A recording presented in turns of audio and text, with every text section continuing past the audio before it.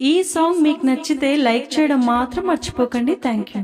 ఒడి బియ్యం పోయరమ్మ సీతదేవికి, రఘువంశుల రాణి అయిన సీతమ్మకు, శ్రీరాముని పటపురాణి కుడి బియ్యము, దశరథుని కోడలికి ఒడి బియ్యము, జనకుని కూతురికి ఒడి బియ్యము, జనకుని కూతురికి ఒడి బియ్యము, కౌసల్యముదుల కొడలి కుడి బియ్యము.